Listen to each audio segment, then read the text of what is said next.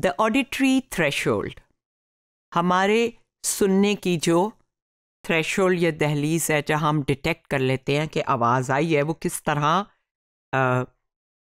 Process होती है। एक साइड पे आपको डेसिबल्स नज़र आएंगे और एक साइड पे फ्रीक्वेंसी। थ्रेशोल्ड ऑफ फीलिंग, जहाँ पे साउंड वेव जो है वो पेनफुल हो जाती है, सुनने से ज़्यादा वो आपके कान के पर्दे को नुकसान पहुंचा सकती है, वो आपको ब्लू लाइन से ऊपर नज़र आ रहा है।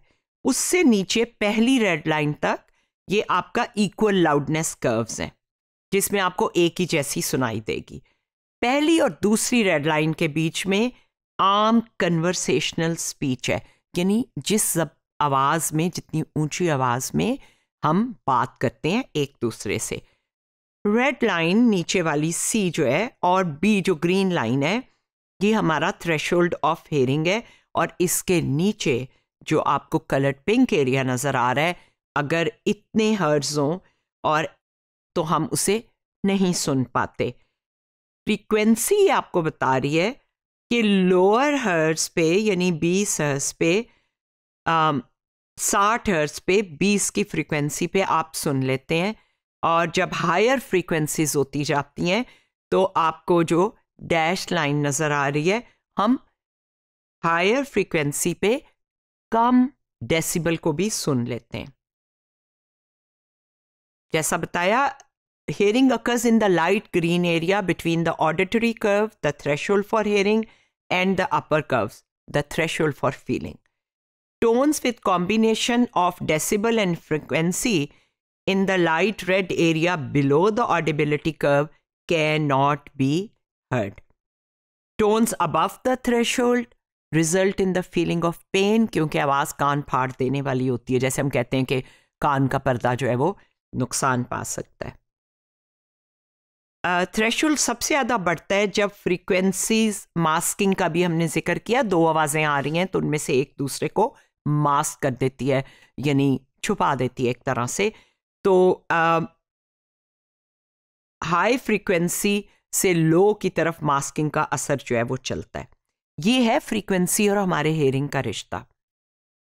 ये जो फ्रीक्वेंसी और एक्टिवेशन है specific places in basilar membrane, इसको कोक्लिया सेपरेट करता है पूरी अपनी लेंथ में, जैसे कि मुख्तलिफ जगहों पे मुख्तलिफ फ्रीक्वेंसीज रिजल्ट करती हैं। इसको एकूस्टिक प्रिज्म का नाम दिया गया है।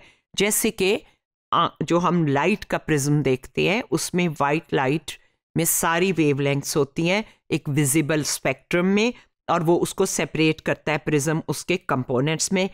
कोक्लिया भी यही काम करता है। ये वेव फॉर्म है। आप ए जो है आपके लेफ्ट पे ग्रीन, एक कॉम्प्लेक्स टोन की जिसमें 3 हार्मोनिक्स हैं, और बेसिलर मेम्ब्रेन इन तीनों जो हार्मोनिक्स हैं उनके हिसाब से कितने डेसिबल पे 3 मुख्तलिफ मुकामात पे ये जो मेम्ब्रेन या पर्दा या झिल्ली है, झिल्ली एक्चुअली मेम्ब्रेन, उसको कहाँ पे अकर हो रही होती हैं और उसकी मूवमेंट किस जगह पे होती है। लोएस्ट फ्रीक्वेंसी चौड़ी जगह पे है, और जो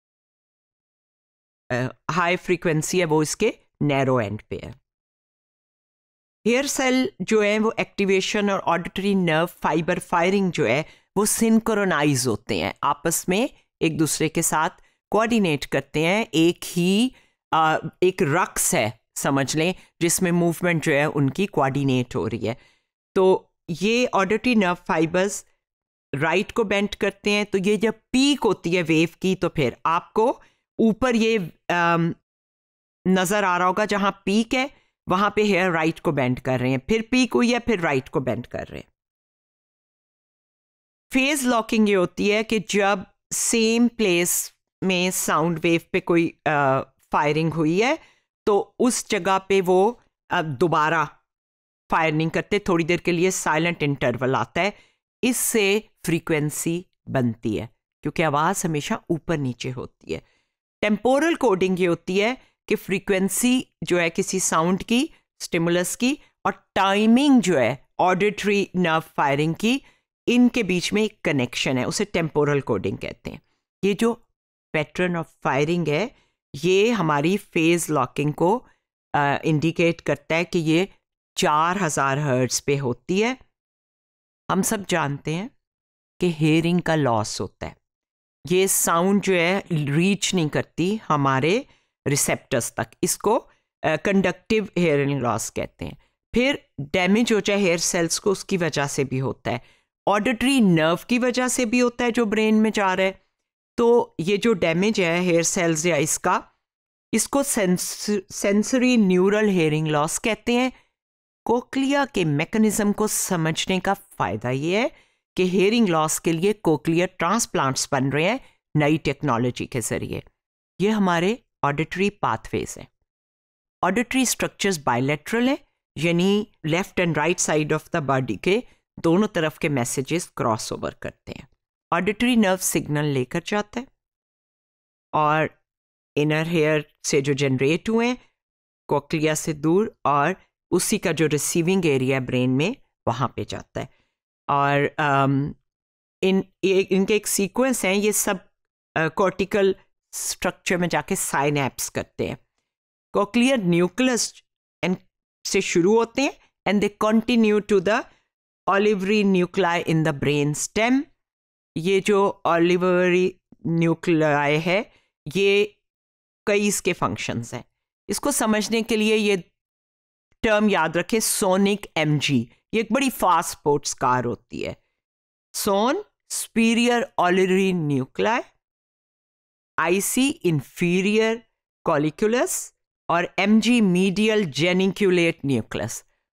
तो ये याद रखने के लिए हमें सोनी एमजी की एब्रीवेशन के जरिए ये याद रह सकते हैं, because these are technical names.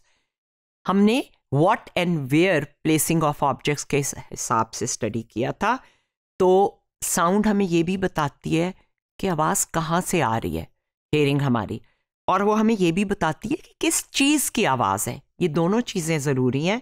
तो फ्रंटल लोब में जब सिग्नल जाता है टेम्पोरल लोब से, जो कि आपको बीच में ग्रीन जगह नज़र आ रही है, तो वो फ्रंटल लोब में जाकर आपको ये जो पर्पल एरिया में जब पहुंचता है तो ये आपको पता चलता है आवाज़ कहाँ से आ रही है। और जो फ्रंटल लोब है जिसमें मेमोरीज और पहचान होती है पहले से सीखी हुई चीज़ों की, वहाँ से पता चलता है कि ये आवाज़ किस चीज़ की है।